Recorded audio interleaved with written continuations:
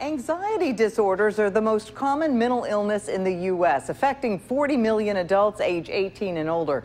Now, these disorders are highly treatable. However, many people who never seek treatment at all. Tonight, we focus on panic disorder. People who have panic attacks have sudden episodes of intense fear. If you or someone you know suffers from these, there is very successful treatment. Panic disorder falls under the umbrella of anxiety disorders. There are more than 3 million cases a year in the U.S. To find out more, I sat down with the chief of psychiatry at the University of Mississippi Medical Center to learn ways they can be treated and how effective those treatments are. A panic attack is when a person experiences the sudden onset of what I would describe as just intense fear. And with that, people begin to breathe quickly with a kind of a shallow breathing pattern, fast, shallow breathing pattern.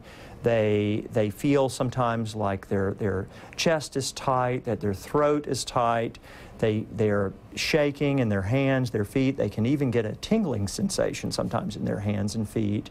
You can feel dizzy, feels like your head is spinning, and it happens all of a sudden.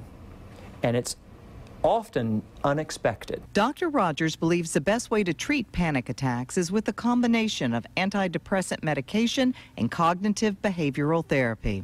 So in therapy, we want to teach them belly breathing.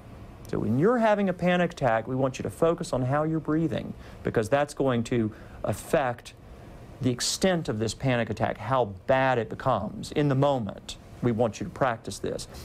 If we're overdoing it with our medicines, there's no motivation for them to learn the skill. Dr. Rogers says psychiatry is different in 2018 from 50 years ago, and he's teaching the next generation of psychiatrists at the medical school to treat panic disorder as well as other conditions with more emphasis on living a healthy lifestyle. You need sleep, you need to eat well, you need a healthy diet.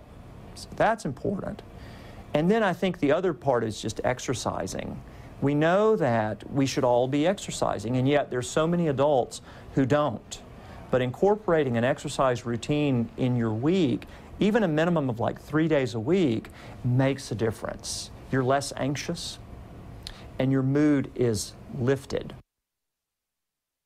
So Byron, I think it's a multi-approach here with this.